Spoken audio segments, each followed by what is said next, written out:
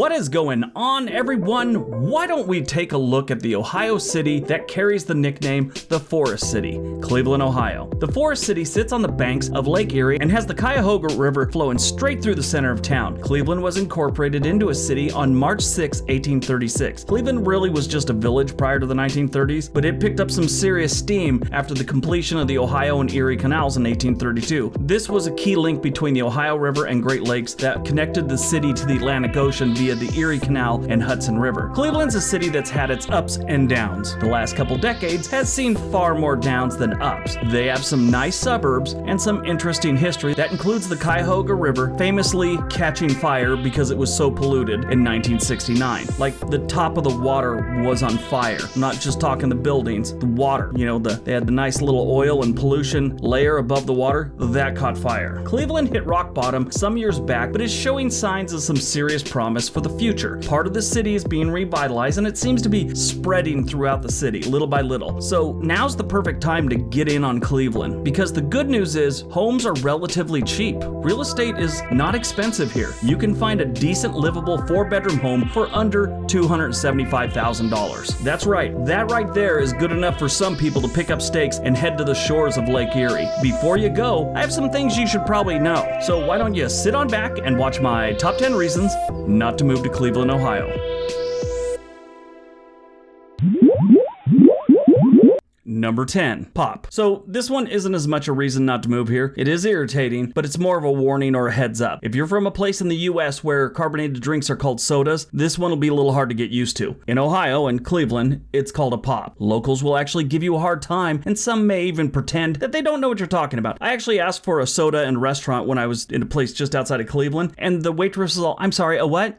A soda? Did you mean pop?" Like, all sarcastically. It was kind of rude. But they do seem kind of okay with it when you call it a soda pop. There's no friction there. It's just weird that a lot of the people there do take a stance on this. I have a friend that grew up there, and a coworker, I should say. We really don't even like each other, but he was bringing this up, that it's weird that we call it a soda out here. Anyway, that's just the way I see it. Myself, I hate it when they call it a pop, but that's just me. I'm a Pisces and has nothing to do with anything. Moving on.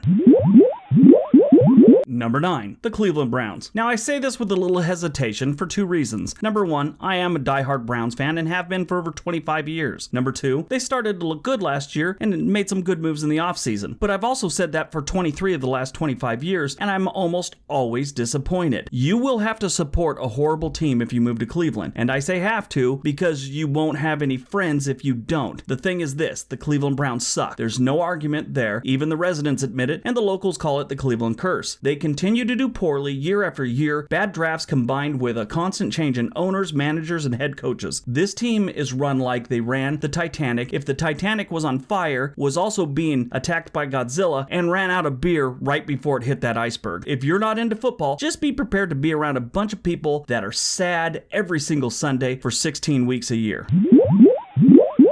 Number 8, construction season. This is another place that has a construction season. Since the roads are too snowy to work on during the winter and most of the spring, summer is also called construction season in Cleveland. They try to get all of the work done in the summer before they're not able to see the roads anymore and it's too cold to really do anything. This means there's construction everywhere while they try and squeeze 12 months worth of work into 3 or 4 months. So be prepared during those months and maybe leave like an hour in advance to go anywhere. Like if you're going to the airport or something like that, leave well in advance. I actually caught an Uber and I was going to the train station of all places, and the Uber driver stopped. We were stopped on the interstate and he started talking to the guy that was doing something, one of the construction guys. Rolled down his window. They had like a 5-minute conversation and I think we moved 4 feet. It was horrible. So just remember the construction season in Cleveland, or don't move there at all. Move to Arizona instead. They work all year round and it's kind of spread out so it doesn't affect you much.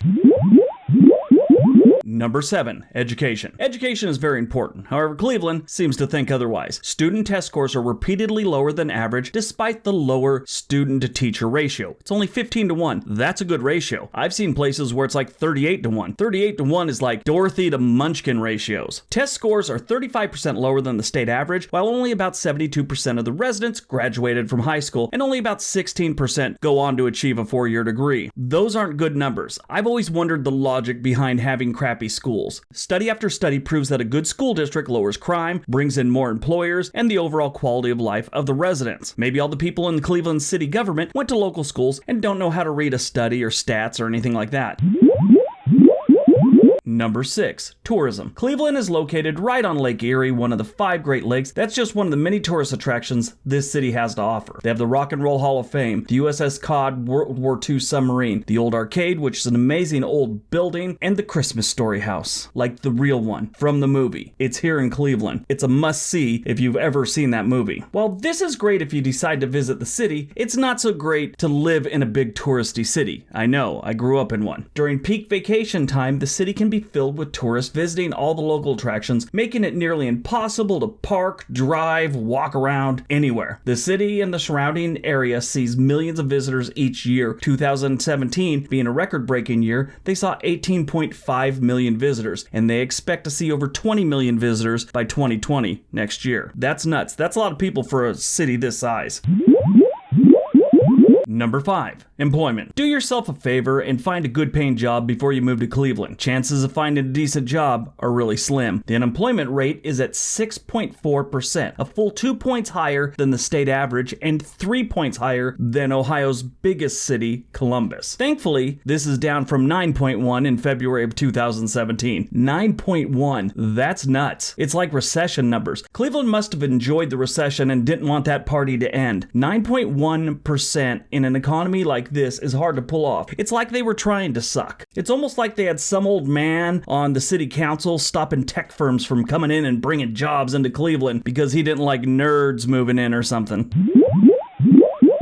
Number 4. The political season. Cleveland is in a swing state, and that has nothing to do with key parties. That means that during the election, they could be tiebreakers. There's no obvious vote for Republicans or Democrats here. It can go either way, kind of like a key party. One lady explained it perfectly. She said during election season, Ohio is treated like the prettiest girl in school. A lot of attention, probably too much attention. The day after the election, they forget about you like they found out you stuffed your bra. The best part about that story, it was told to me by an 80-year-old woman on an Amtrak train over dinner. I honestly almost spit water on her when she made the bra comment, and my son sitting next to me just mumbled, "Oh God."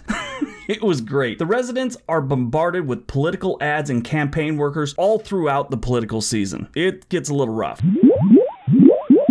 Number 3. Potholes. Springtime in Cleveland is magical. The flowers bloom, the birds sing, people under 40 go into heat, everyone is in a better mood, the snow is melted, you can actually see the roads you've been driving on, and that includes the potholes. Cleveland has a big problem with their roads. Potholes are scattered throughout the city, created by the harsh winter conditions, and the city workers can't fill the holes fast enough. This is also why they have such a bad construction season. Weather destroys these roads. Out of 100 cities ranked for the best roads, Cleveland came in 88th. These roads make taking the bus a really wise decision.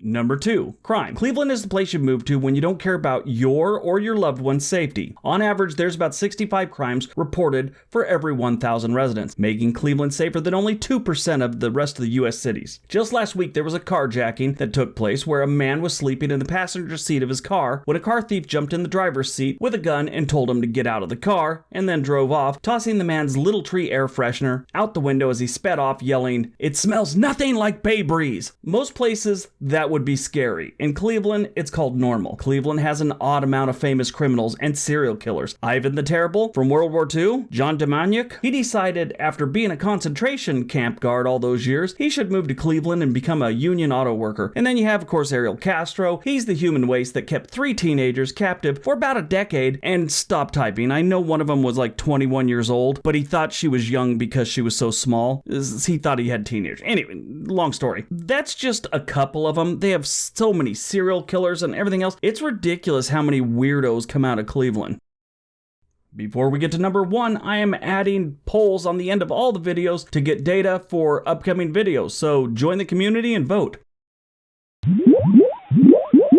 And number 1, winter. Winter can be brutal in Cleveland, especially if you don't come from a cold weather city or state. Cleveland gets on average 66 inches of snow and about 40 inches of rain per year, while the US average for snow is only about 26 inches. Thankfully, spring won't be too far away where the weather gets even crazier. On Monday, it could be low 40s with rain, and by Thursday, it could be sunny in the high 70s. It's like the weather in Cleveland needs some Prozac or something like that. I have never met anyone from Cleveland that doesn't tell me how bad the weather is. That's like everyone's first complaint about Cleveland. The weather is horrible.